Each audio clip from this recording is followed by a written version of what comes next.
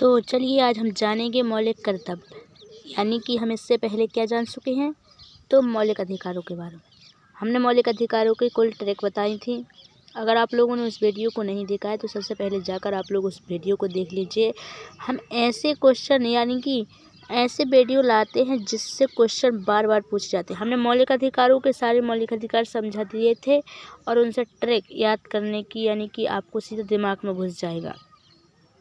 तो आज हम मौलिक कर्तव्य लेकर आए हैं। अब हम इसके बाद है ना मौलिक कर्तव्य और मौलिक अधिकारों दोनों से संबंधित MCQ क्वेश्चन ला देंगे, जो आपको UPSC, MPPSC, रेलवे सभी भारत की सभी परीक्षाओं के लिए मोस्ट इम्पोर्टेंट है। और आप लोग बस इसको याद कर लीजिए और लिख लीजिएगा। आपको चाहे कक्षा 12वीं के लिए हो, चाहे 11वीं, चाहे आप लोग किसी भी कंपटीशन एग्जाम की तैयारी कर रहे हो, तो सभी के लिए मोस्ट इम्पोर्टेंट है।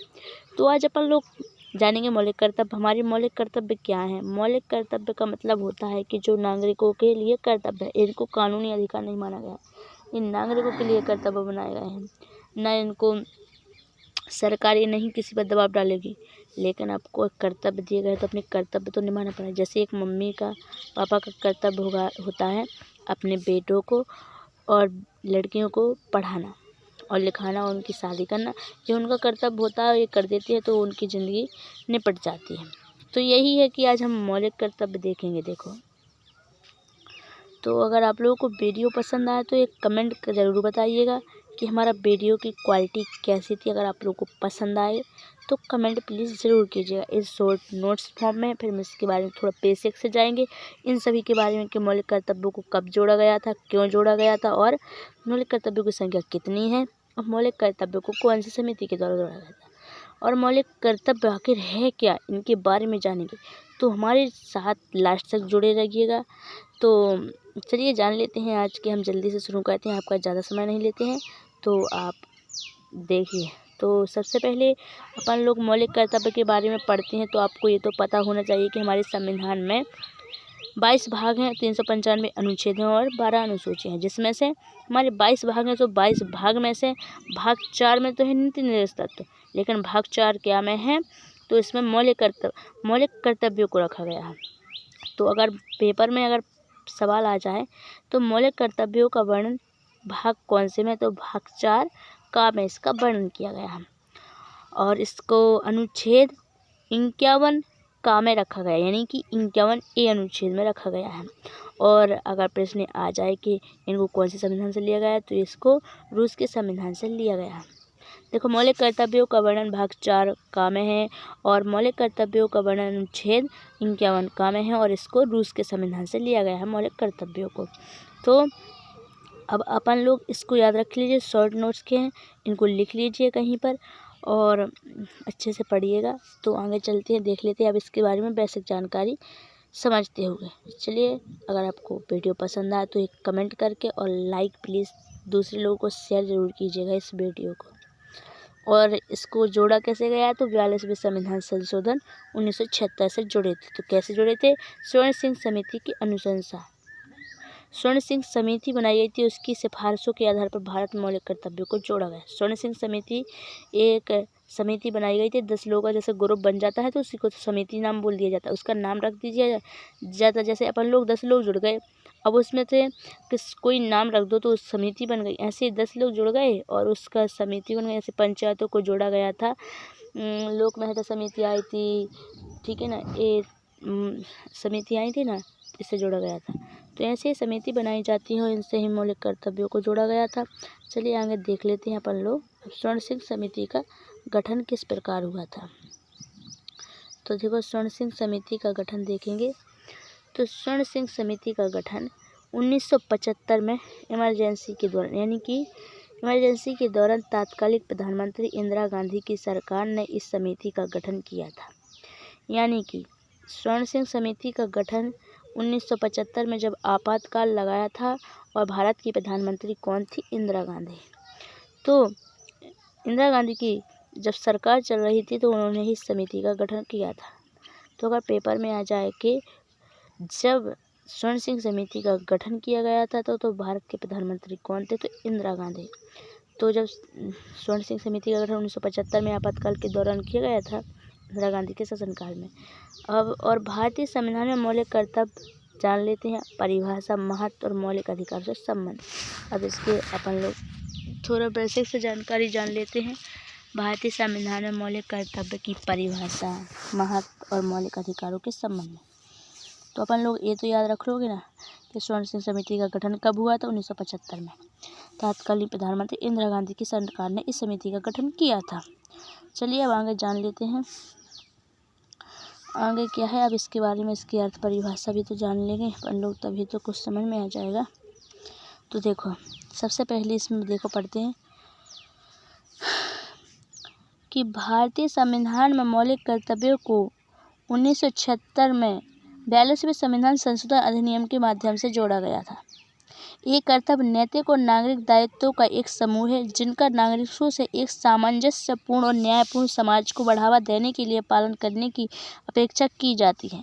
वे कानून द्वारा लागू नहीं की जाते हैं। उन्हें पूरा न करने पर कोई कानूनी दंड नहीं दे सकता। हालांकि उन्हें संविधान की भावना को संरक्षित करने और बढ़ावा देने के संदर्भ में महत्वपूर्ण माना जाता है। भारतीय संविधान में 10 मौलिक कर्तव्य हैं, यानी कि इसमें ये कहा गया है कि मौलिक कर्तव्यों को अगर कोई नहीं मानेगा तो कानूनी दंड नहीं दिया जाएगा। इनको कानून द्वारा लागू नहीं किया गया है, इनको तो संविधान में रखा गया है कि अपने संविधान राष्ट्रध्वज का पालन करो और सभी नागरिकों का यही कर्तव्य है। तो नागरिकों के जो नैतिक दायित्व हैं उनको निभाएं, इसलिए सामंजस्यपूर्ण न्यायपूर्ण बना रहे, हमारा संविधान का सब कोई पालन करे। तो इसके लिए हमारे मौलिक कर्तव्यों की संख्या 10 है। पहले 10 थी, इसके बाद एक और संख्या जुड़ गई थी तो 11 हो गए थे मौलिक कर्तव्य। तो अपन लोग इसको लिख लीजिएगा आप लोग और इसको पढ़ लीजिएगा तो आपको समझ में आ जाएगा। इसको 1976 में 42वें संविधान संशोधन अधिनियम द्वारा जोड़ा गया था। तो इसमें यही है कि उन्हें संविधान की भावना में संरक्षित करने और बढ़ावा देने के संदर्भ में महत्वपूर्ण माना जाता है, यानी कि किसी पर दबाव नहीं डाला जाएगा। कोई कानूनी दंड दे जो मौलिक कर्तव्यों को पालन ना करे तो इसको संविधान में संरक्षित रखा गया है, इसको कोई कानूनी मान्यता प्राप्त नहीं है। ठीक है, तो चलिए आगे देख लेते हैं मौलिक कर्तव्य और स्वर्ण सिंह समिति। देखो स्वर्ण सिंह समिति, मौलिक कर्तव्य और स्वर्ण सिंह समिति भारतीय संविधान में मौलिक कर्तव्य को शामिल करने की सिफारिश स्वर्ण सिंह समिति द्वारा लाई गई थी। यानी कि जो मौलिक कर्तव्य हो से इसमें यही बताया गया है कि स्वर्ण सिंह समिति की अनुशंसा पर ही भारत में मौलिक कर्तव्यों को जोड़ा गया था। स्वर्ण सिंह समिति एक समिति बहुत अच्छी थी, बहुत नाम चलता है इसका, और यही पेपर में बार बार पूछा जाता है कि मौलिक कर्तव्यों तो कौन सी समिति द्वारा जोड़ा गया है, तो स्वर्ण सिंह समिति की अनुशंसा पर ही जोड़ा गया है 42वें संविधान संशोधन 1976 में। इसको तो आपको याद रखना है, 42वें संविधान संशोधन 1976 में इसको जोड़ा गया था। किसके, कौन से प्रधानमंत्री के शासनकाल में? तो इंदिरा गांधी के शासनकाल में 1975 में जब आपातकाल लगा हुआ था। तो चलिए आगे देख लेते हैं। अब स्वर्ण सिंह समिति के गठन के बारे में थोड़ा बेसिक से जान लेते हैं। थोड़ा हमने वहाँ नोट्स देखे थे, हमने बताया ना, तो हम पहले नोट्स देते हैं फिर उसके बारे में बेसिक से जानकारी बताते हैं। अगर आप लोगों को इन नोट्सों की PDF चाहिए तो कमेंट करके प्लीज़ ज़रूर बताइएगा, तो हम इसके PDF भी देंगे। देखो स्वर्ण सिंह समिति का गठन देख लेते हैं अपन लोग बेसिक से बिल्कुल जानकारी के साथ। तो स्वर्ण सिंह समिति का गठन तो आप लोगों ने ऊपर पढ़ ही चुके हैं कि 1975 में जब आपातकाल लगा था, तो आपातकाल के दौरान तत्कालीन प्रधानमंत्री इंदिरा गांधी की सरकार ने इस समिति का गठन किया था। तो हम पहले ही बता चुके हैं कि 1975 में जब आपातकाल लगा था तो उसी के दौरान इंदिरा गांधी जब प्रधानमंत्री थी तो इस समिति का गठन किया गया था। और फिर इसका नेतृत्व किसने किया था? तो इसका नेतृत्व स्वर्ण सिंह समिति का नेतृत्व किया था डॉक्टर स्वर्ण सिंह ने इसका नेतृत्व किया, जो एक वरिष्ठ कांग्रेसी नेता और पूर्व कानून मंत्री थे। यानी कि इसका नेतृत्व स्वर्ण सिंह समिति का नेतृत्व डॉक्टर स्वर्ण सिंह ने किया था, जो पहले यानी कि बूढ़े कांग्रेस नेता थे और पहले कानून मंत्री बने रहे थे। तो अगर आपसे क्वेश्चन बहुत पूछे जाते हैं MPPSC UPSC में यही क्वेश्चन कि स्वर्ण सिंह समिति का नेतृत्व किसने किया, तो डॉक्टर स्वर्ण सिंह ने। देखो आपको याद कैसे रख लेना है, देखो स्वर्ण सिंह समिति बस नाम है, देखो ठीक है, स्वर्ण सिंह समिति इन्हीं के नाम पर ये नाम रखा गया था, स्वर्ण सिंह समिति, यानी कि जो स्वर्ण सिंह थे इनका नाम था, तो इन्हीं के जिसने नेतृत्व किया है उन्हीं के नाम पर इस समिति का नाम रखा गया है स्वर्ण सिंह समिति। समिति बस जुड़ गया है, तो आप लोग इसमें कंफ्यूज मत होइएगा। अगर पेपर में आ जाए कि स्वर्ण सिंह समिति का नेतृत्व किसने किया है, तो स्वर्ण सिंह ने, क्योंकि उन्हीं के नाम पर तो ये स्वर्ण सिंह समिति नाम रखा गया है। आपको इसमें बिल्कुल कंफ्यूज नहीं होना है, इसमें सिर्फ आपको इस समिति हटा देना है। इन्हीं के नाम पर तो इसका नाम रखा गया है, तो इसका नेतृत्व तो किसने किया था? स्वर्ण सिंह ने 1975 में आपातकाल के दौरान। चलिए आगे भी जान लेते हैं इसके बारे में बेसिक सी और जानकारी। देखो, स्वर्ण सिंह समिति का उद्देश्य क्या था? तो स्वर्ण सिंह समिति का उद्देश्य क्या था इसके बारे में जान लेते हैं। इसका उद्देश्य संविधान में संशोधन और सशक्तिकरण के लिए सिफारिशें देना था। यानी कि इसका उद्देश्य सिर्फ ये था कि संविधान में संशोधन और सशक्तिकरण, यानी कि आगे बढ़ावा देने के लिए, भारत के संविधान को बढ़ावा देने के लिए इसका उद्देश्य था। इस समिति में जो नेतृत्व कर रहे थे डॉक्टर स्वर्ण सिंह, तो उनका यही उद्देश्य था कि हमारे संविधान में सशक्तिकरण आगे की ओर बढ़े। पहले की युवा थे जो अपनी बिना जान की, बिना परवाह किए ही फांसी पर लटक जाते थे, लेकिन आज के लोगों को देखो कि हमारे संविधान का पालन तक नहीं करते हैं कोई कोई। तो आप लोग सोचो पहले के लोग कैसे अपनी जान गंवा देते थे। तो आप लोग भी कुछ इसका सम्मान करना सीखिए, और अपन लोग आज इसके उद्देश्य देख लेते हैं। अब देखो, आज हमारा मौलिक कर्तव्य से संबंधित पहला सेशन है। इससे संबंधित हम और सेशन भी लेकर आएंगे। मौलिक कर्तव्य व मौलिक अधिकारों में अंतर लेकर आएंगे, इसका महत्व भी लेकर आएंगे, जो पेपरों में यूपीएससी मेंस की परीक्षा में लिखना पड़ता है। तो इसके लिए आप लोगों को थोड़ा वेट करना पड़ेगा और कमेंट करके बताना पड़ेगा कि हमारा वीडियो कैसा है।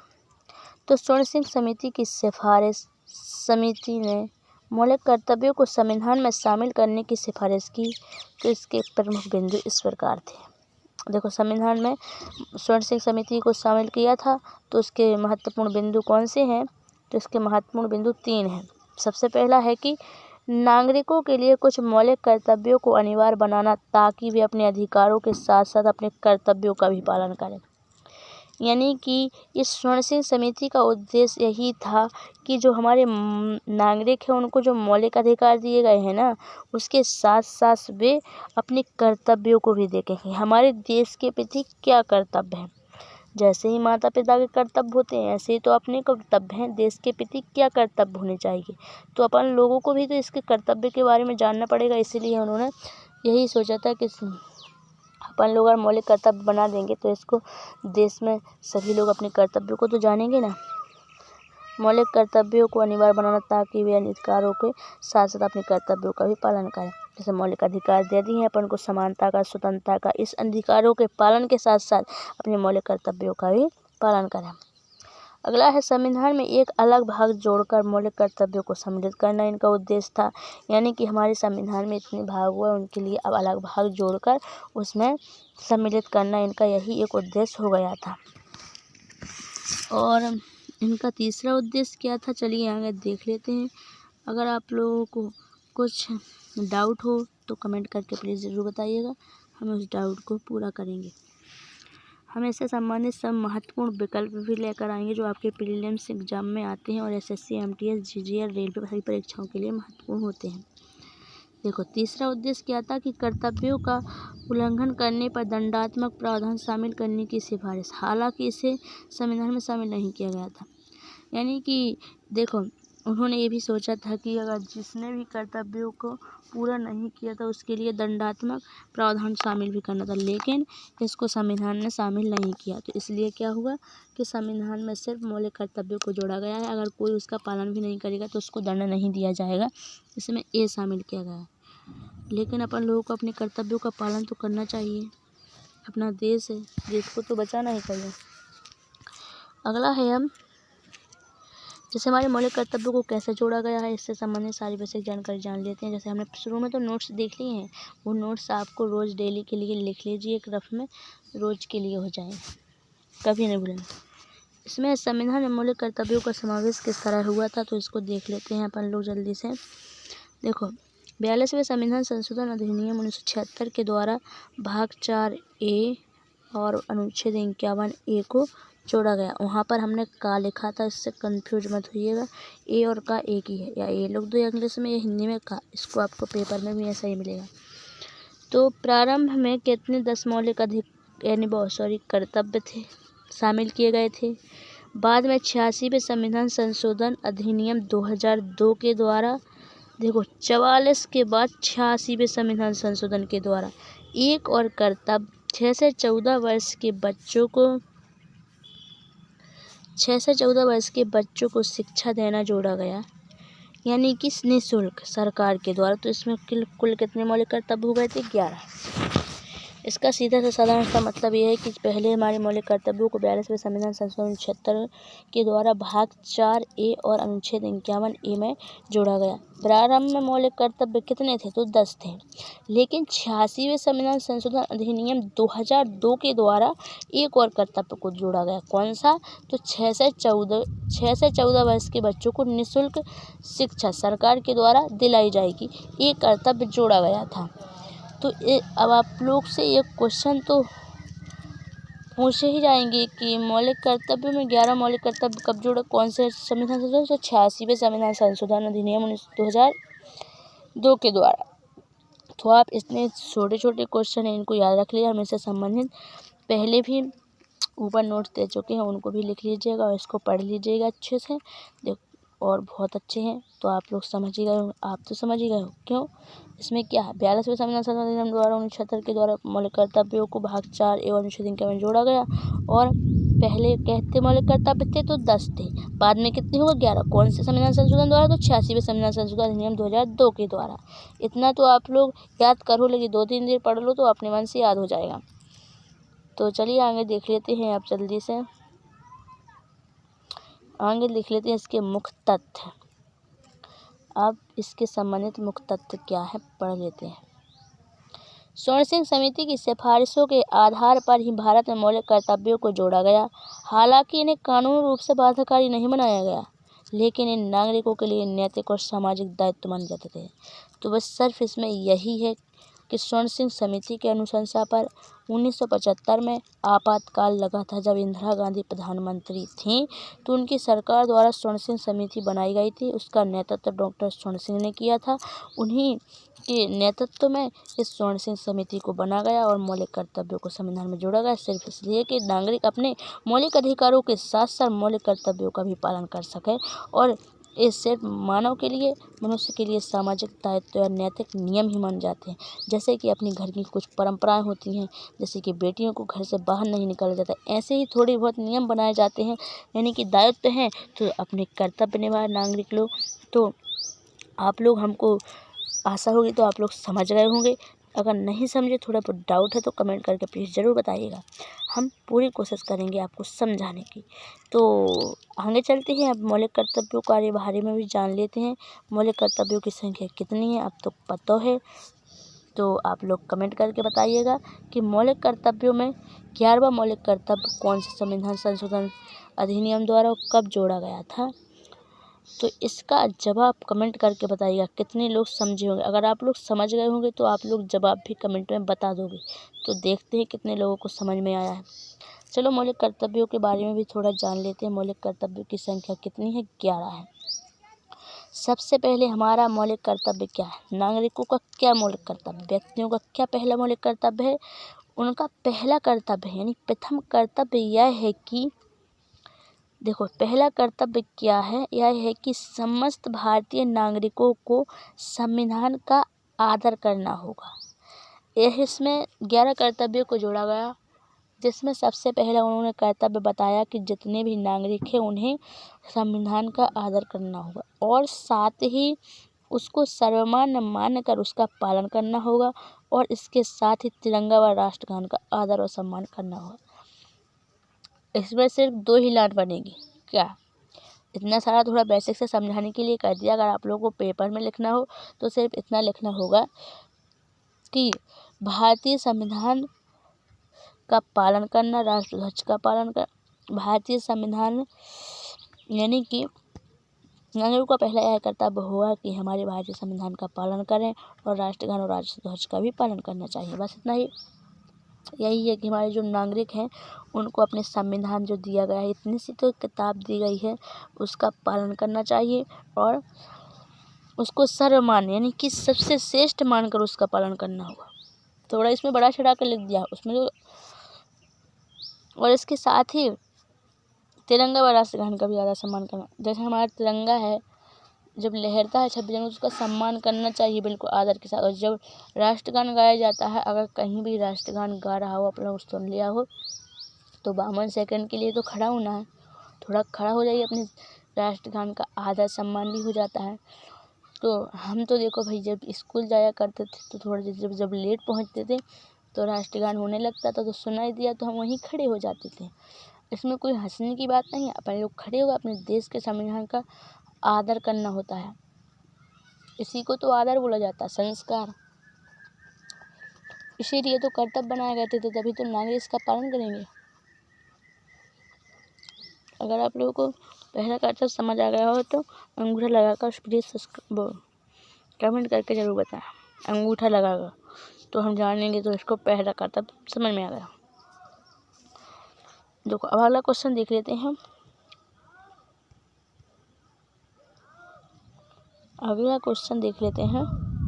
अगला क्वेश्चन दूसरा कर्तव्य देख लेते हैं अपने व्यक्तियों का। हम मतलब कि हमारे जो जितने ही व्यक्ति हैं उनके दूसरा कर्तव्य क्या है हमारे देश के लोगों का। थोड़ा पानी पी लें, हमारा गला सूखने लगा है क्योंकि।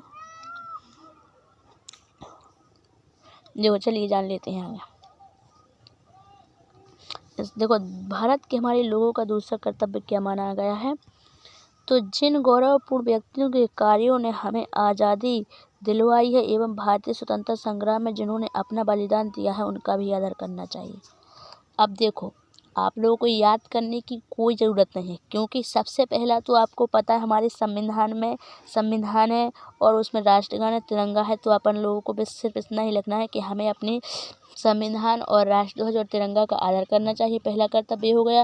और दूसरा होगा कि हमें अपने जो आज़ादी जिसने दिलाई थी और उनको जिसने आज़ादी दिलाई है और जिसने अपने प्राण देकर बलिदान दिया है, और उनका सम्मान करना चाहिए। बस दूसरा ये हो गया है, यानी कि पहले जितने लोगों ने हमको आज़ादी दिलाई है उनका सम्मान तो करना ही चाहिए।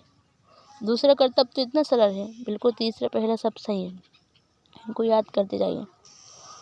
अब देखो तीसरा कर्तव्य क्या है। तीसरा कर्तव्य है कि राष्ट्र की एकता, अखंडता और संप्रभुता की रक्षा करना और उसका आदर करना। हमारे राष्ट्र में जो एकता बनाई गई है, अखंडता है, संप्रभुता यानी सभी लोगों को समान माना गया है, तो उसका भी सम्मान करना चाहिए, कोई उसका विरोध ना करे, यही समझा गया है। चौथा कर्तव्य देख लेते हैं, ज़्यादा वीडियो लंबा हो रहा है, हम जल्दी से चलते हैं। राष्ट्र की विचारधारा और राष्ट्र के मूल आदर्शों की रक्षा भी करनी चाहिए। हमारे राष्ट्रीय संविधान में जो भी नियम बनाए जाए उनका पालन करो और उसकी रक्षा करो। अगला है कि भारतीय संस्कृति का संरक्षण करो, उसे बढ़ावा। हमारे भारत में जो संस्कृति भाषाएं बनाई गई हैं उनको पालन करो, उनको बढ़ावा देना चाहिए, ना कि उनका विरोध करना चाहिए। इसीलिए हमारे संविधान में एक कर्तव्य बनाया गया है।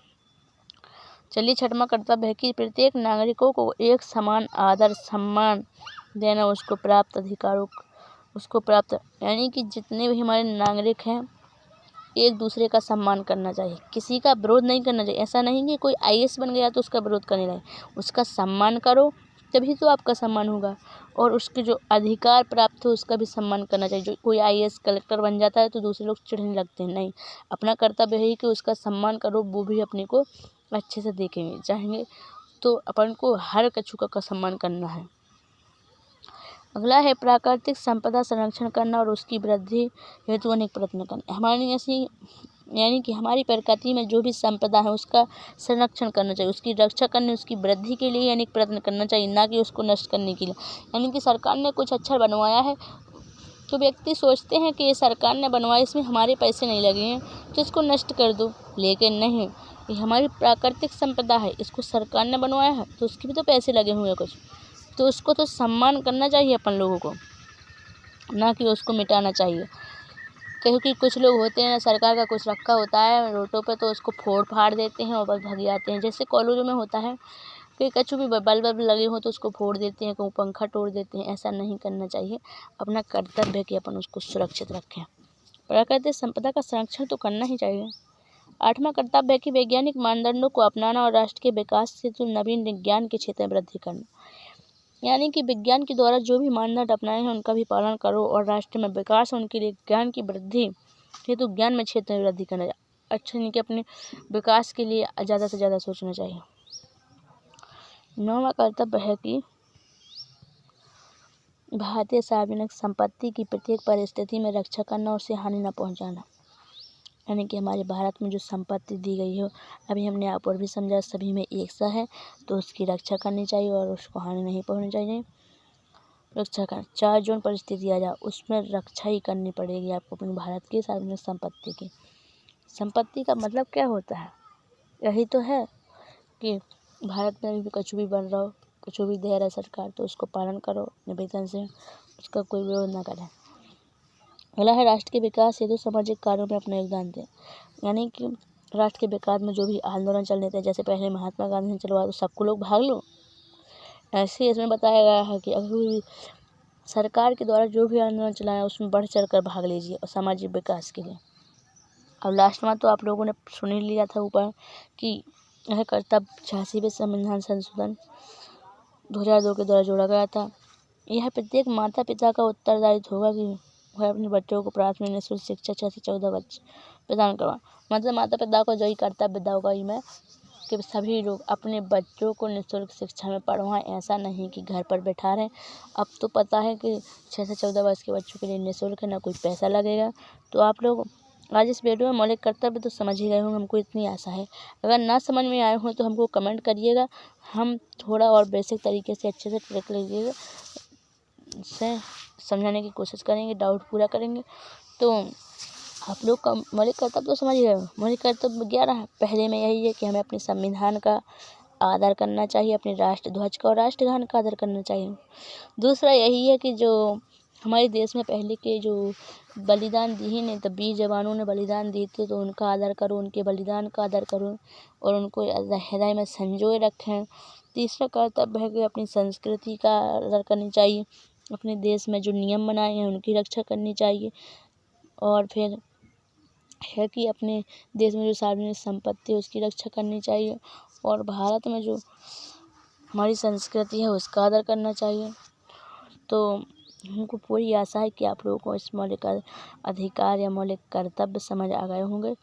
तो अगर आपको वीडियो अच्छा लगा हो तो कमेंट करके प्लीज़ ज़रूर बताइएगा और सभी लोगों से यही रिक्वेस्ट है कि प्लीज़ एक एक कमेंट करके ज़रूर बताइएगा कि आपको वीडियो कितना अच्छा लगा। तो चलिए आज के लिए इतना ही। जय हिंद जय भारत। फिर मिलेंगे दूसरी वीडियो में हम इसके MCQ क्वेश्चनों के साथ। धन्यवाद। Bye bye.